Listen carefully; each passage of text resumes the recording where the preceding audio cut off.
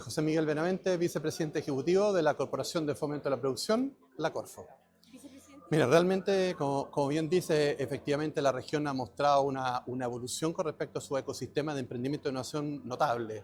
De la mano de sectores tradicionales y muy fuertes como la acuicultura, la agroindustria y el turismo, pero en función de eso, una cantidad de hoy día de emprendimiento, base científica, tecnológica, han atendido las demandas que surgen de esos sectores tradicionales en proveer conocimiento, ¿no es cierto?, a través de propuestas de valor de emprendedores.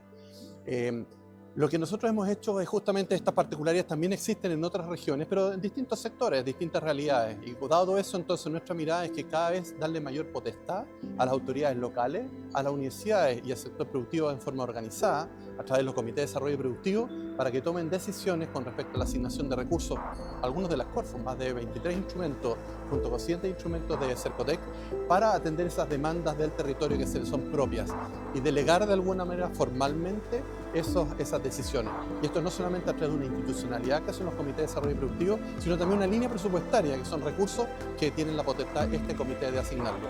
Y eso, nosotros estamos convencidos que no solamente un proceso de descentralización formal, sino además da mucho más pertinencia al uso de esos recursos en función de estrategias, anhelos, intereses, historias y futuro que cada uno de los territorios se plantea en forma más autónoma. Lo primero es, yo creo que el gran desafío para el sector privado y el acuícola en particular es estructurar cuáles son esos desafíos que son comunes para el sector, no a nivel de empresa individual, sino comunes. Y obviamente los temas medioambientales, temas regulatorios son uno de ellos.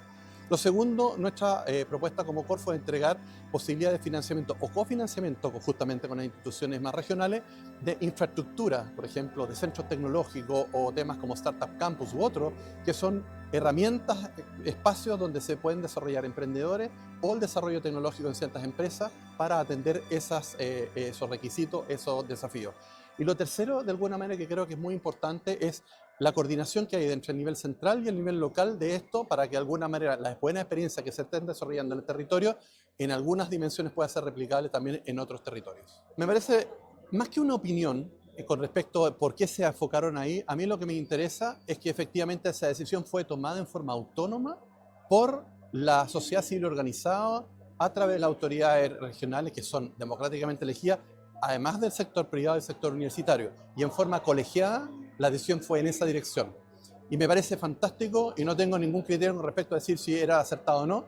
Lo único que puedo decir es que haya sido tomada en forma autónoma, viendo las dinámicas, viendo la expectativa, viendo las oportunidades que se abren a través de esta dimensión. Me parece muy bueno que en vez de ser tomada Santiago con una visión quizás distinta a la que puede tener el territorio, se tomen acá. Y creo que eso es tremendamente meritorio. Del Wake Up, ¿cómo se marca la meta que tiene el país de tener industrias competitivas? Lo que esta administración está empujando es que parte del desarrollo económico y productivo, en particular lo que tiene que ver con la Corfo, tiene que ver con las iniciativas a nivel nacional.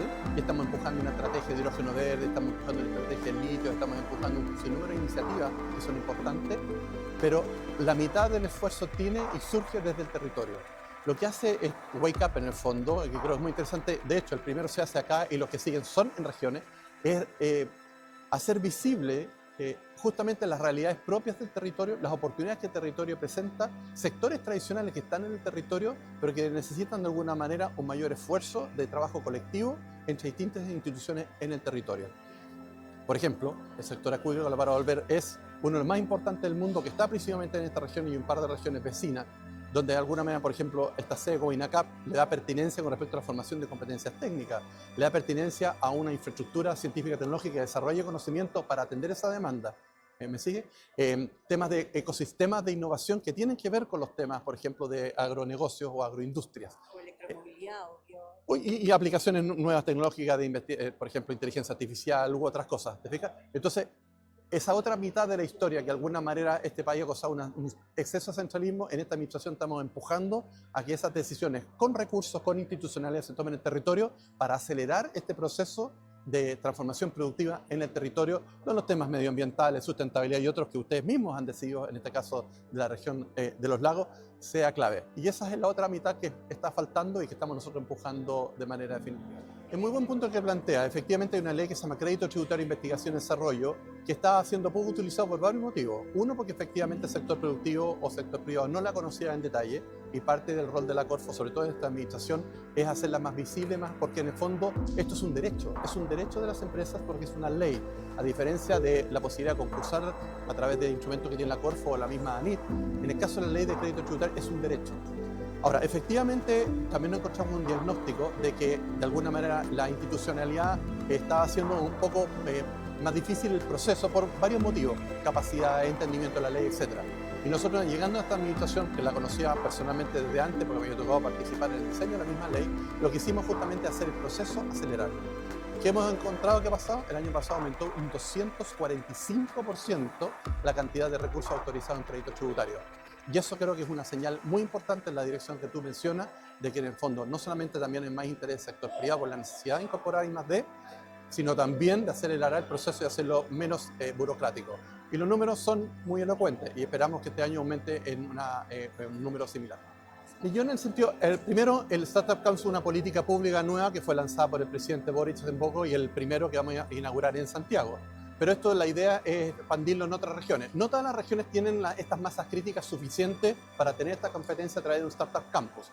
Lo que vamos a hacer nosotros es hacer una licitación para que varias regiones puedan postular. Ahora, mirando un poco la región en particular de la región de los lagos, le llora una porque tienen sectores tractores muy importantes, la agroindustria, la acuicultura y otros sectores, que necesitan una oferta de conocimiento científico-tecnológico, pero no que vengan de la universidad necesariamente, sino de empresas que son basadas en ciencia y tecnología. Y para el desarrollo de esas empresas tú requieres en la etapa temprana infraestructura común, laboratorios que son muy caros que las empresas no pueden tener.